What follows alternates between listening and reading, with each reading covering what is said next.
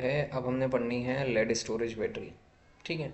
तो lead storage battery पढ़ने के लिए आपको पहले पता हो कि लेड स्टोरेज बैटरी है क्या।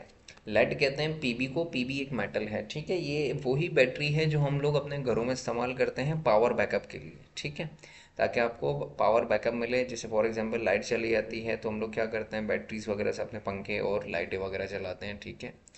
और एक और चीज़, इसको सेकेंडरी सेल कहा जाता है क्योंकि हम अपनी बैटरियों को चार्ज कर लेते हैं। ठीक है, तो हर वो बैटरी जो रिचार्जेबल हो उसको हम सेकेंडरी सेल या सेकेंडरी बैटरी बोलेंगे। ठीक है। अच्छा, इसमें होता क्या है, इसके अंदर कुछ ना सेल्स प्लेटें लगी हुई होती हैं। ठीक है, इसमें प्लेटें लगी हुई होती हैं, दो किस्म की प्लेटें होती हैं। ठीक है, एक होती है लेड प्लेट। ठीक है, जो पीबी होता है, सिंपल पीबी। ठीक है, मेटल स्टेबल फॉर्म में सिर्फ पीबी होगा। ठीक है, वो एनोड का काम करेगा।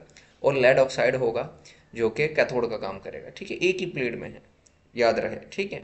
अब होगा क्या, ये सीरीज में कनेक्टेड होते हैं, इनको वोल्टैक सेल भी कहा जाता है। ये सीरीज में कनेक्ट होते हैं और आपको ये बात अच्छी तरीके से पता होगी कि बैटरी के अंदर तेजाब भी डलता है ताकि उसका एनवायरनमेंट जो है वो जनरेट हो सके।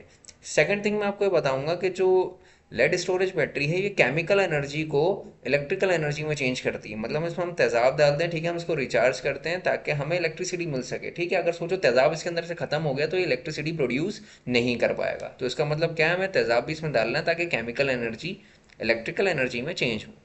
नेक्स्ट, अब क्या करना है हम लोगों ने। अच्छा, इसकी कोई मैंने वर्किंग वगैरह कोई इंक्लूड नहीं किया, आप इसको अपनी ही लैंग्वेज में लिखना ताकि आपको आसान लगे। ठीक है, अब करना क्या है, आप इसको लिखोगे ऐसे कि जो लेड है स्टेबल फॉर्म में, वो क्या करेगा, SO4 के साथ बॉन्ड बनाएगा।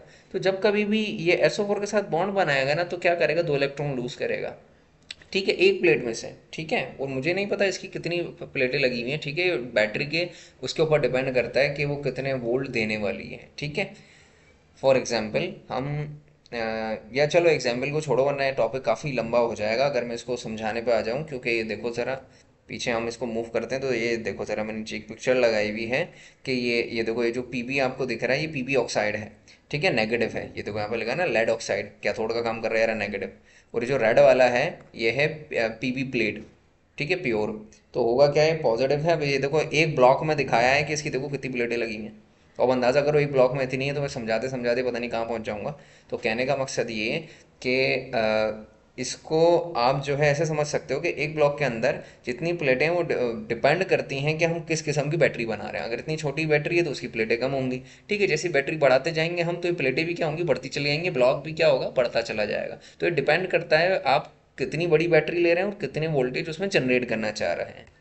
नेक्स्ट आगे चलते हैं। ये जो पीबी है SO4 के साथ बॉन्ड बनाएगा और दो इलेक्ट्रॉन लूज करेगा। ठीक है, अब ये क्या होगा, यही इलेक्ट्रॉन फ्लो करेंगे और फ्लो करने के बाद क्या करेंगे, हमने जैसा कि बोला कि H2SO4 डला हुआ है। तो ये देखो कि ये H2SO4 ही लिखा हुआ, देखो चार हाइड्रोजन। ठीक है, SO4 तो क्या होता है, H2SO4 एक ऐसा कंपाउंड है जो कि एसिड उसी को बोलते हैं जो कि अपना प्रोटॉन लूज करे, मतलब हाइड्रोजन लूज करे। तो SO4 ने अपना हाइड्रोजन क्या करा हुआ है, लूज करा हुआ है। ठीक है, मैं इसको कर्सर ले आके दिखाता हूँ आपको, ये रहा। ठीक है, हाइड्रोजन उसमें लूज करा हुआ। अब क्या होगा, यही SO4 इस पीबी ऑक्साइड यानी कि लेड ऑक्साइड के पास एक ऐसा एनवायरनमेंट क्रिएट कर देगा जिसकी वजह से होगा क्या, कि ये इससे रिप्लेसमेंट लेगा। ठीक है, PbO2 SO4, पीबी जो है SO4 के साथ कंबाइन हो जाएगा। ठीक है, और ये जो O2 है ये वाटर बन जाएगा, ये देखो। ठीक है, देखो वाटर बन रहा है। नेक्स्ट, अच्छा एक और चीज़ मैं आपको बताता चलूँ, ये इक्वेशन बैलेंस नहीं है। ठीक है, ये जब दो, ये चार आयन है ना वाटर के, सॉरी हाइड्रोजन के, तो दो इधर हो गए तो इधर दो आना चाहिए। ठीक है, इधर दो आएगा जहाँ तक मेरा ख्याल है। ठीक है, अच्छा आगे चलते हैं। ये जो दो इलेक्ट्रॉन है ये यहाँ पे भी शिफ्ट हुआ है। ठीक है, और यहाँ पे भी शिफ्ट हुआ है ताकि हम इससे जल्दी से जल्दी वाटर भी बनाएं और पीबी सल्फेट भी बनाएं। अब हुआ क्या, जब इस ये इलेक्ट्रॉन फ्लो करा ना तो इसकी वजह से इलेक्ट्रिसिटी जनरेट होती है। याद रखना, जब भी इलेक्ट्रॉन फ्लो होता है तो वोल्टेज जनरेट होता है, जिसकी वजह से होता क्या है कि हम अपना काम निकाल सकते हैं। ठीक है, तो जब कभी भी वो इलेक्ट्रिसिटी जो है वो फ्लो करेगी, इलेक्ट्रॉन फ्लो करेगा, तो होगा क्या कि आपका बल्ब जलेगा, आपके पंखे चलेंगे। ठीक है, तो इस तरीके से हम इस पर काम करते हैं। और थर्ड थिंग इसमें ये कि इसका ओवरऑल रिएक्शन लिखा हुआ है। ठीक है, कुछ नहीं समझ में आया तो नीचे आप कमेंट कर देना, मैं देख लूँगा। इसमें क्या करना है कि ये अब इसका ओवरऑल रिएक्शन लिखना है। ओवरऑल रिएक्शन में क्या करते हैं, यहाँ वाली साइड इधर लिख देते हैं और यहाँ वाली साइड इधर लिख देते हैं। ठीक है, तरीक़ेकार होता है। तो देखो दो इलेक्ट्रॉन इधर हैं, दो इलेक्ट्रॉन इधर हैं, दोनों कट जाएंगे।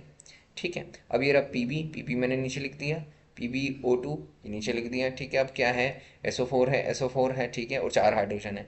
तो ये H2SO4 बन रहा है डायरेक्ट, देखो मैंने डायरेक्ट लिख दिया, ठीक है। मैं इसको आइन की सूरत में अभी नहीं लिख रहा हूँ। ये रहा, अगर दो हाइड्रोजन आप इसको दे दोगे तो बन गया H2SO4, दो हाइड्रोजन आप इसको दे दोगे तो बन गया H2SO4, तो दो H2SO4 बन गया, ठीक है। PbSO4 वैसी का वैसी, ये कट गया था, ठीक है। ये PbSO4 वैसी का वैसी, तो दो हो गए ये, ठीक है। और ये दो वाटर के मॉलिक्यूल हैं, चार नहीं है, ठीक है। तो ये ऐसी के ऐसी नीचे आ जाएंगे, इधर दो कर लेना।